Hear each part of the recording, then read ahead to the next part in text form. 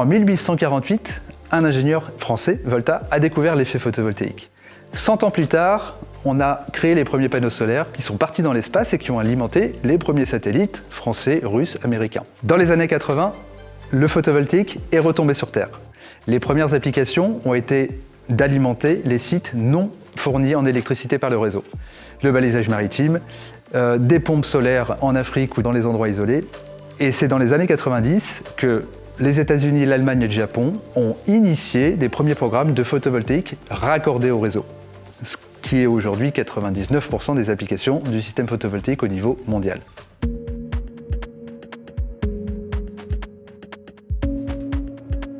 Le gisement solaire, c'est la quantité d'énergie que le solaire est capable de nous fournir en une journée, en un mois ou en un an.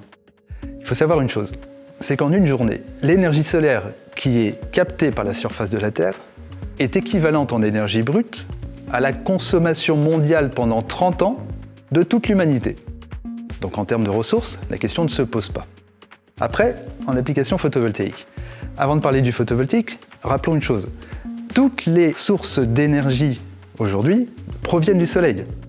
Les barrages sont remplis grâce à la pluie qui vient de l'évaporation de la mer faite par le soleil. Les éoliennes tournent grâce au vent généré par les mouvements de masse d'air du soleil. Et tout ce qui est biomasse, pétrole, gaz provient de la photosynthèse et des transformations chimiques dues à l'énergie du soleil. Donc le photovoltaïque est finalement la seule source de production d'énergie ou de conversion d'énergie qui récupère directement l'énergie du soleil et la transforme en électricité. Un ordre de grandeur très simple qui est intéressant de retenir, on couvre à peu près la surface de la Bretagne avec l'ensoleillement de la Bretagne, avec des technologies courantes en photovoltaïque comme ce type de panneau-là. Et bien sûr, un an, la production d'une telle centrale photovoltaïque, fictive bien sûr, serait équivalente, voire supérieure, à la consommation mondiale en électricité si on se référence à l'année par exemple 2022. Donc pas de problème de ressources. En termes de gisement solaire, c'est un faux problème.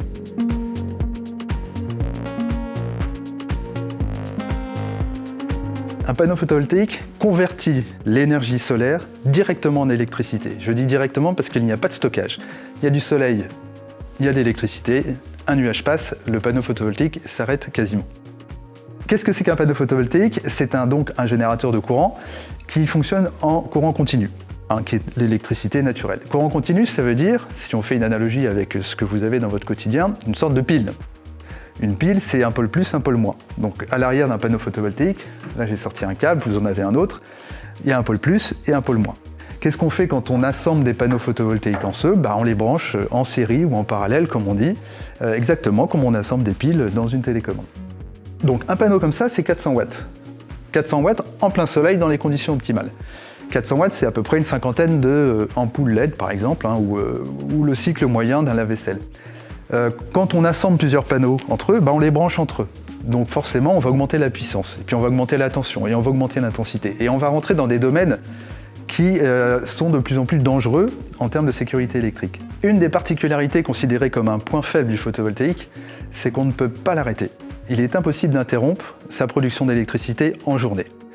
Donc, pour contrer à ça, il y a eu tout un cadre réglementaire et normatif en place en France depuis 2008-2010 et qui permet aux autorités compétentes de gestionnaires de réseau, les pompiers et tous les assureurs qui sont autour de la profession de s'assurer qu'avec des techniques de mise en œuvre particulières, les installations sont conformes sur ces aspects sécuritaires.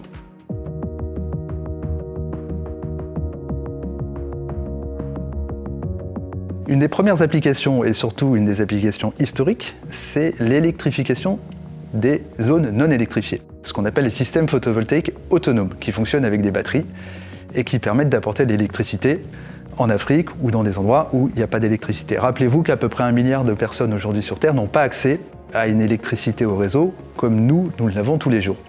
Donc la démocratisation du photovoltaïque au niveau mondial permet de rendre accessible des systèmes d'électrification qui se développent à grande vitesse dans ces zones non électrifiées. La deuxième application qu'on va trouver essentiellement en Europe et dans toutes les zones où il y a un réseau interconnecté, c'est une application qui a une vingtaine d'années. Ça consiste à injecter l'électricité produite par les panneaux photovoltaïques directement sur des réseaux, par l'intermédiaire de ce qu'on appelle les onduleurs. Donc cette application est relativement plus récente, mais en tout cas, elle a le vent en poupe et elle est portée aujourd'hui par à peu près 95% du marché du photovoltaïque. Cette application d'injection réseau, comme on l'appelle, ou connecté réseau, se divise en deux grandes familles. La première famille, ça va être la vente totale d'électricité. Vous installez des panneaux photovoltaïques sur votre toiture ou dans un champ de plusieurs centaines d'hectares, et vous êtes producteur d'électricité, raccordé au réseau, et vous avez un contrat de vente de votre électricité avec EDF, ou même aujourd'hui avec d'autres acheteurs d'électricité. Donc là, c'est un business, vraiment, production d'électricité, vente d'électricité. Il n'y a pas de lien avec la consommation. La deuxième application du photovoltaïque raccordé réseau qui se développe énormément et qui sera l'application de demain, c'est ce qu'on appelle l'autoconsommation. Autoconsommation avec vente de surplus. C'est-à-dire que le photovoltaïque, cette fois, est associé à un site qui consomme de l'électricité et votre installation photovoltaïque va directement injecter son électricité chez vous, ou chez l'agriculteur, ou chez l'industriel, et le surplus de production, s'il y en a, va pouvoir être valorisé sur le réseau. C'est-à-dire que vous allez trouver un acheteur à qui vous allez dire moi en été je produis plus que ce que je consomme, donc les kilowattheures excédentaires, est-ce que vous êtes OK pour me les racheter à tel prix pendant telle durée? Donc on est sur un mix entre économie d'énergie grâce au photovoltaïque et vente d'électricité en complément. Et pour finir, cette application de l'autoconsommation vente de surplus, pour information, représente aujourd'hui à peu près 90% des demandes de raccordement qui sont faites auprès du gestionnaire de réseau.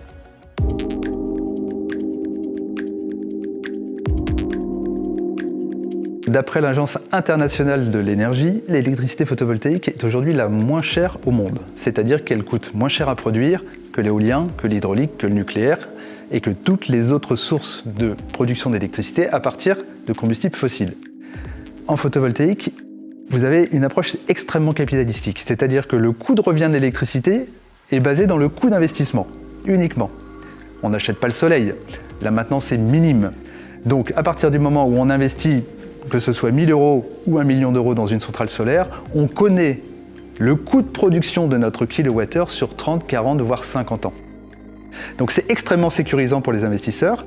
Et il faut savoir qu'aujourd'hui, les dernières centrales qui sortent dans des endroits très ensoleillés, comme l'Israël, le Mexique, le sud des États-Unis, arrivent à des coûts de revient de cette électricité solaire qui sont proches de 1 centime d'euro du kilowattheure. Regardez votre facture, vous allez voir que vous êtes plutôt entre 15, 20, voire 30, voire 40 centimes d'euros du kilowattheure. Donc vous comprenez l'extrême rentabilité, l'extrême intérêt que génère et que suscite cette source de production d'électricité, aujourd'hui extrêmement démocratisée au niveau mondial.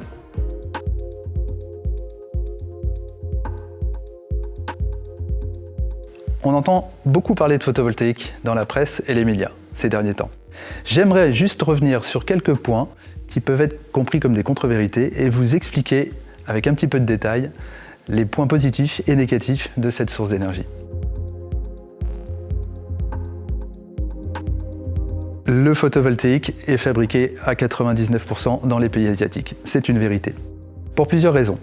Première raison, vous avez ici une technologie de conversion qui est basée sur le silicium, sur les semi-conducteurs, c'est-à-dire à peu près la même chose que vous allez trouver dans les voitures, vos téléphones, vos appareils électroniques, ordinateurs, etc. Donc la maîtrise de ce savoir-faire est aujourd'hui, du point de vue industriel, en Asie.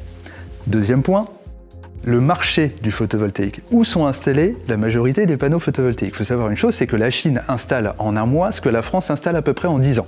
On ne peut pas leur reprocher de fabriquer leurs panneaux pour un marché qui est énorme par rapport au marché européen. Par contre, les volontés nationales et européennes de sécurisation énergétique font qu'il y a une logique et une volonté politique de relocaliser ces systèmes-là. Il existe des fabricants de panneaux solaires français, il existe des fabricants de panneaux solaires hollandais, allemands, italiens. Aujourd'hui, ce sont des toutes petites entreprises et on peut espérer que ces entreprises aient un avenir beaucoup plus radieux dans le contexte actuel. C'est une question qui a son sens. Pourquoi? Parce qu'il y a eu une génération de panneaux qui a été créée il y a une quinzaine d'années, qui en effet contenait du tellurure de cadmium, un mot qui donne mal au crâne et qui est en effet un composant toxique et une terre rare. Cette génération de panneaux est interdite en France depuis des années, comme dans beaucoup de pays d'Europe. Et aujourd'hui, vous avez 99% des panneaux installés dans le monde qui sont basés sur cette technologie-là, c'est-à-dire la technologie à la base de silicium. Silicium cristallin, un peu d'aluminium, un peu d'étain, du verre et un peu de plastique. c'est-à-dire des matériaux essentiellement recyclables et surtout n'ayant aucune toxicité, ni à court terme, ni à long terme.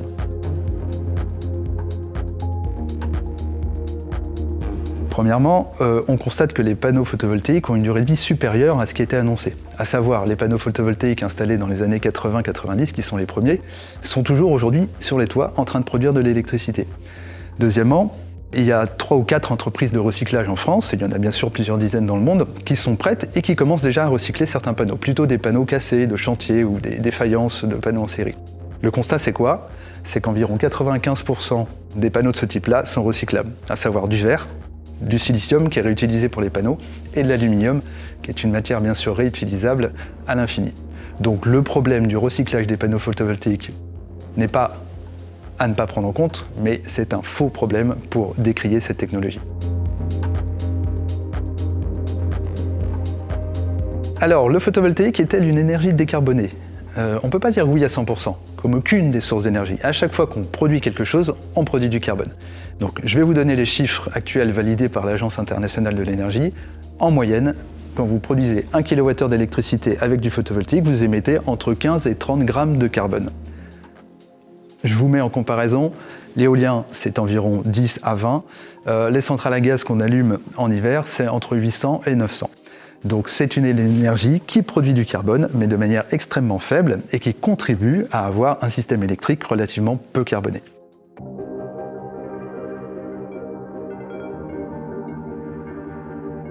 Pour conclure, 3 points à retenir sur le photovoltaïque. Premièrement, c'est une énergie accessible à tous. Vous pouvez installer un panneau photovoltaïque comme ça sur votre balcon ou avec le même panneau photovoltaïque construire une centrale de plusieurs centaines d'hectares. Deuxième point, économiquement, comme on l'a déjà évoqué, c'est aujourd'hui une source de production d'électricité parmi les moins chères au monde. Donc dans quasiment toutes les configurations, quand on fait du photovoltaïque avec un ensoleillement raisonnable, économiquement, il y a un intérêt, donc ça attire des capitaux et ça permet de faire des économies d'électricité. Et le troisième point, c'est le point environnemental, qui est essentiel. On l'a également évoqué, le photovoltaïque, on ne peut pas dire que ça génère des économies de carbone, mais c'est une source de production d'électricité aujourd'hui parmi les plus décarbonées du système électrique national. Pour toutes ces raisons, le photovoltaïque a toute sa place dans le système électrique mondial et c'est une énergie qui est là pour durer. Merci de votre attention.